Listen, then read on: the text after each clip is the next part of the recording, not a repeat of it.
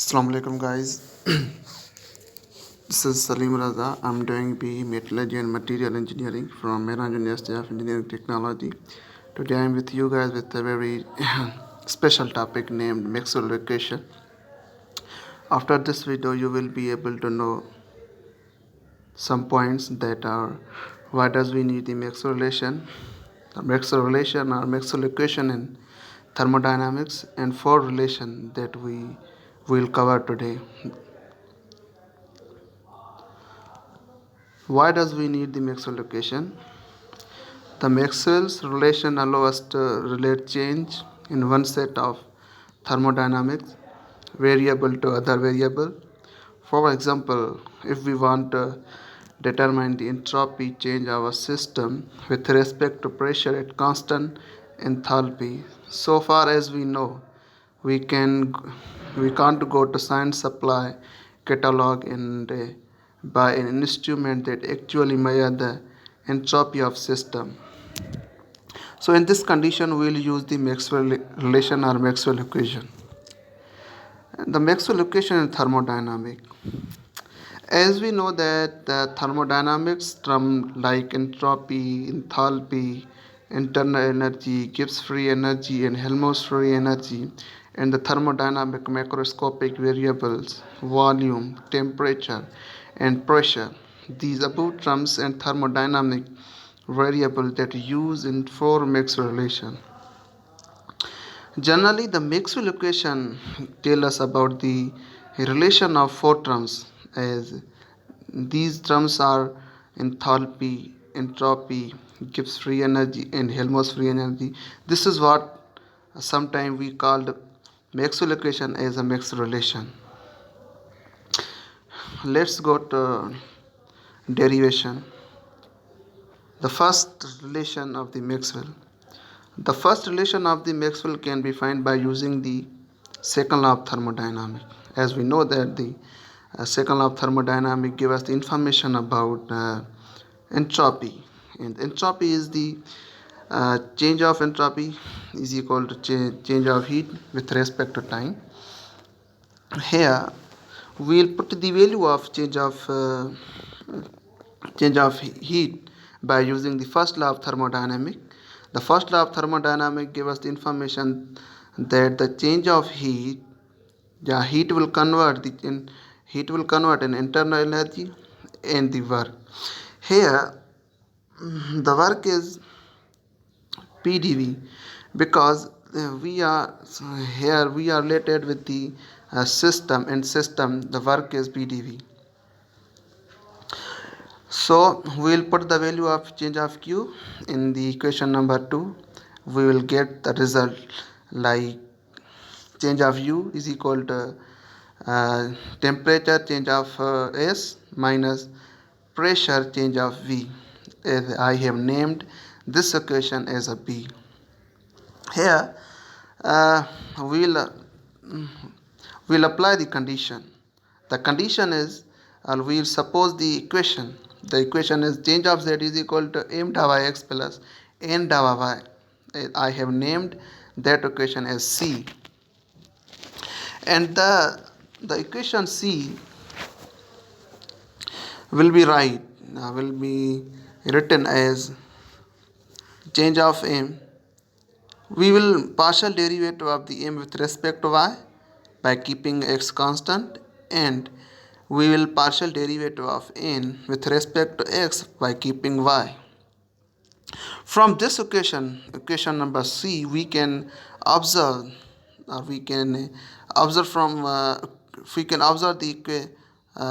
equation B, that these both B and C are same.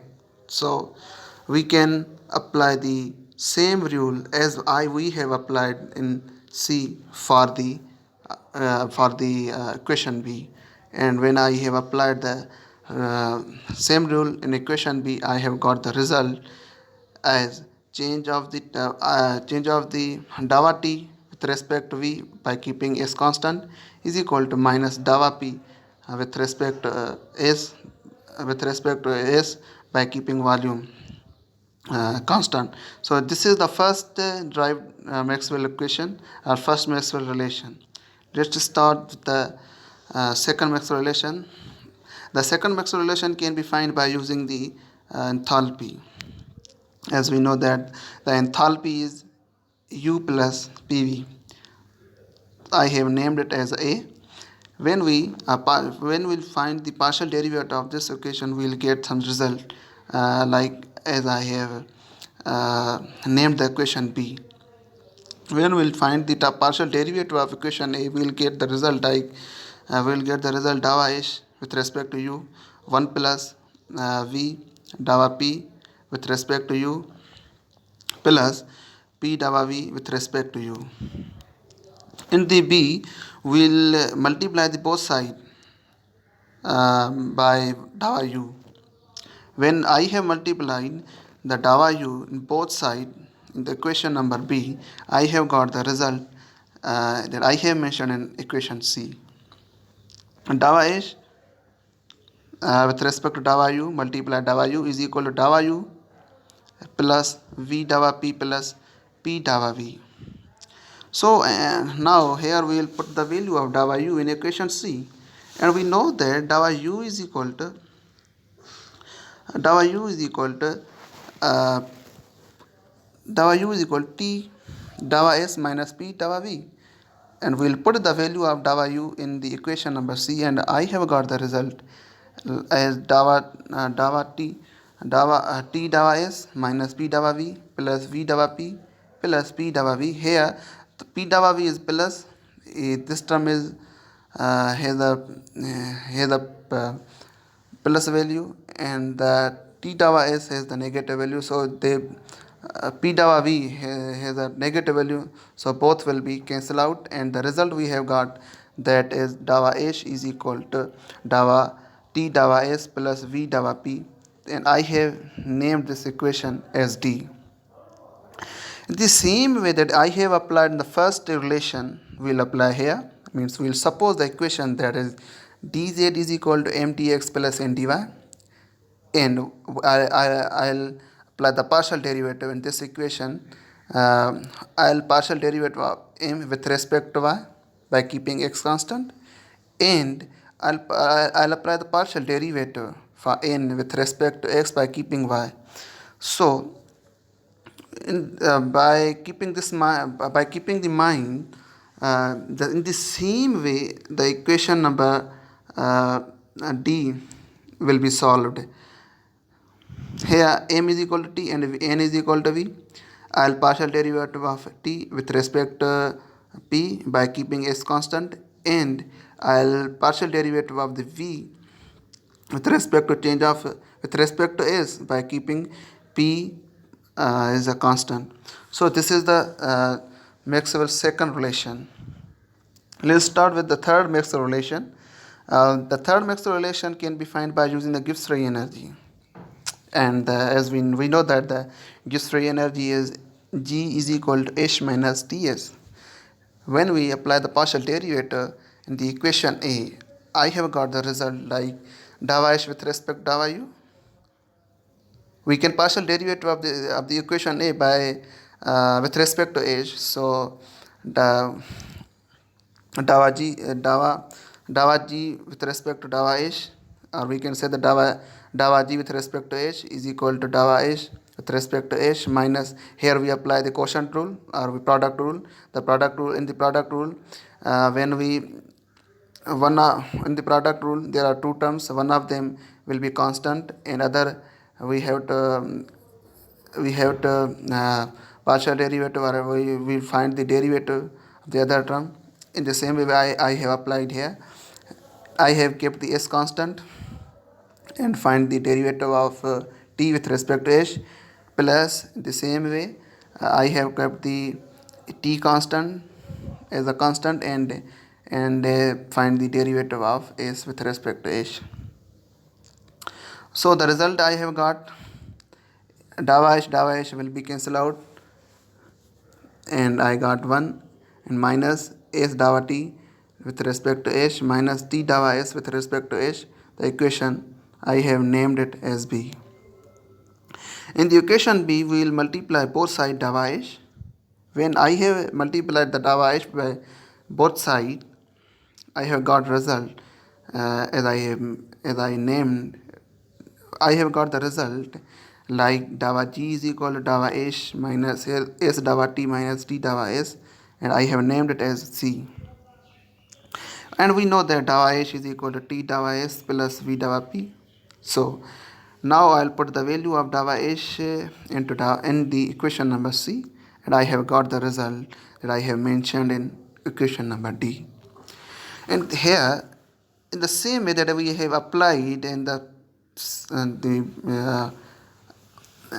earlier in the earlier two equations that we have derived, we'll suppose the equation that is the dava z is equal to mdx plus n dava y, and when I'll partial derivative of m with respect to y by keeping x constant, and I'll partial derivative of n with respect to x by keeping y constant. In the same way, same method I'll applied on the equation number d. Here in the equation number d, here m is equal to v and n is equal to s. I'll partial derivative of v with respect to t by keeping p as constant, and I'll partial derivative of s with respect to p by keeping t constant. So this is the third Maxwell derivation or Maxwell relation. Let's start the fourth relation of the Maxwell. The fourth Maxwell relation can be found by using the Helmholtz free energy. As we know that the Helmholtz free energy is u minus ts. When we will apply the partial derivative with respect to u, we'll get the result dava a with respect to dava u is equal to dava u with respect to u minus, and here TDS, there is a product rule we will use, and I have applied the product rule.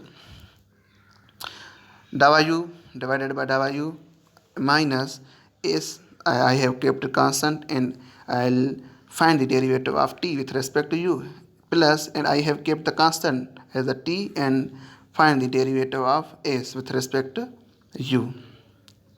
So the result that I have got, I have mentioned in equation number b, that dava a with respect to u is equal to 1 minus s dava t with respect to u minus t dava s with respect to u. In the equation b, we will multiply both sides by the dava u.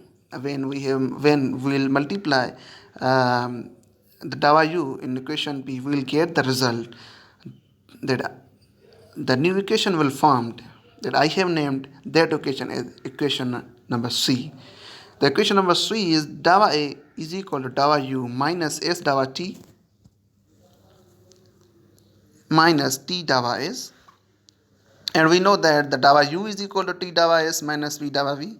So we'll put the value of dava u in equation c. When I have put the value of dava u in equation c, I have got result something like the equation number c. Dava a is equal to minus p dava v minus s dava t. And here in the same way we will suppose the equation that is dz is equal to mdx plus ndy. When we'll apply the partial derivative, we'll partial derivative of m with respect to y by keeping x constant, and we'll find the partial derivative of n by keeping with respect to x by keeping y constant. In the same way, the same method will applied in the equation d. The m is as n p, so, and n is as s. When we apply the partial derivative in the equation c, we'll get the result that when we'll find the partial derivative will be partial derivative of p with respect to t by keeping v constant, and minus the partial derivative of s with respect to v by keeping temperature constant, and minus minus will be cancelled out. The result that we have will get that is dava p with respect to t by keeping y constant, and dava s with respect to v by keeping T constant. This is the fourth derivation of the Maxwell uh,